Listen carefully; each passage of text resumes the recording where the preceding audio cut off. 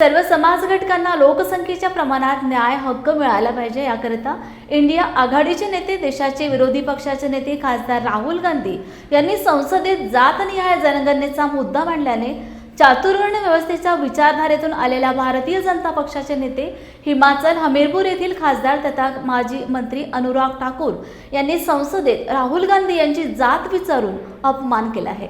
त्यामुळे संतप्त काँग्रेस पदाधिकाऱ्यांनी जिल्हाध्यक्ष सुभाष धोटे यांच्या मार्गदर्शनाखाली तसेच काँग्रेस अध्यक्ष राजू रेड्डी यांच्या नेतृत्वाखाली काँग्रेस जनसंपर्क कार्यालयासमोरील मुख्य मार्गावर जाहीर निषेध आंदोलन केले।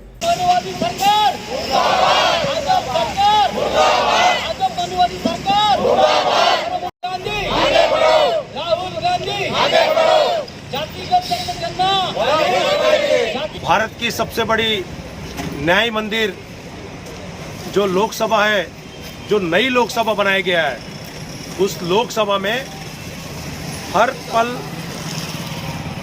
लोगों के साथ में निचले दर्जे की बात किए जा रहे हैं।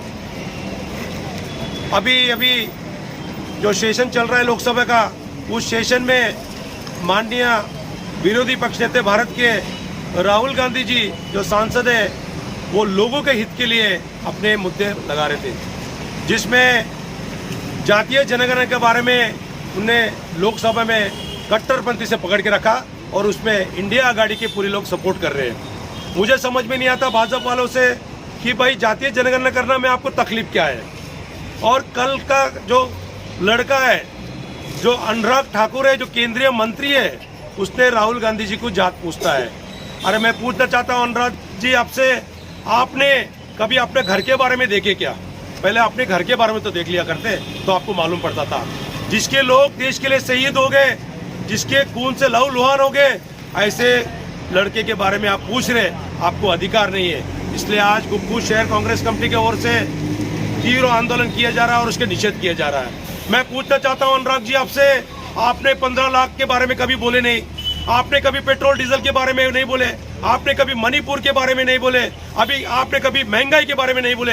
अरे आपने कभी 400 बारे में तो पूछ लेते, आज 230 में समेट के रह गया, क्योंकि तुम्हारी ये निष्ठा जो पन है वो अभी लोगों को दिखना चालू हो गया। आप चिंता मत करो, अभी आपका बाय बाय का टाइम आ गया है। अब राहुल गांधी जी आने वाले दिनों में प्रधानमंत्री बनने वाला है और आप लोग के घर जाने का समय आ गया। आप पीडी इनकम टैक्स से लोकशाही को दबाते, उस टाइम पर आप अनुराग जी कहाँ रहते पता नहीं। आप कंगना रनौत जी जब बात करती, आप कहाँ जाते पता नहीं। आप भी ये जानते कि 2014 में स्वातंत्र मिला तो आप खुल के क्यों नहीं आते बाहर में, आप गैस सिलेंडर के बारे में क्यों नहीं बोलते। आप देश के साथ में जो अन्य है उसके साथ बोलना चाहिए। इसलिए आज गुप्पू शहर कांग्रेस कमेटी के संपूर्ण टीम की तरफ से आज उनके निषेध किया जा रहा।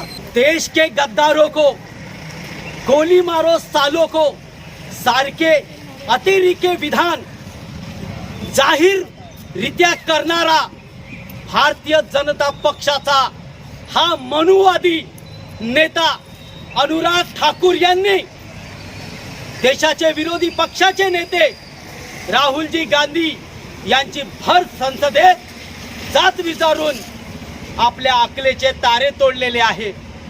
जाती पातीचं राजकारण करणारा हा भारतीय जनता पक्ष या देशात आज खालच्या स्तरावर गेलेला आहे आणि या अनुराग ठाकूरला समर्थन देणारा पंतप्रधान नरेंद्र मोदी हा या देशातला सर्वातला विनाशकारी पंतप्रधान आहे। आज गुग्गू शहर काँग्रेसच्या वतीनं आम्ही या विखारी विचारांच्या नेत्यांचं, या मनुवादी विचारांच्या नेत्यांचं अनुराग ठाकूर आणि नरेंद्र मोदी यांचा जाहीर निषेध करतो। कमेटी की तरफ से गुग्गूस में आंदोलन किया जा रहा है। अनुराग जी ठाकुर की तरफ जो अपशब्द बोले उन्होंने, उसके बारे में मैं अनुराग जी ठाकुर से पूछना चाहता हूँ, जो उंगली राहुल गांधी पे उठाई है आपने, कभी आपने खुद के तरफ आपकी जो 4 उंगली है उसके बारे में भी आप सोचा करो।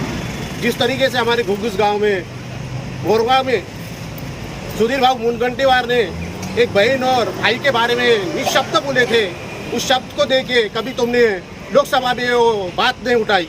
मैं आपसे ये पूछना चाहता हूँ, एक आदमी राहुल गांधी पूरे देश को चलाने के लिए पैदल पद यात्रा निकालता है, लोगों को साथ में लेके चलता है, उस आदमी पे आप उंगली उठाते हैं।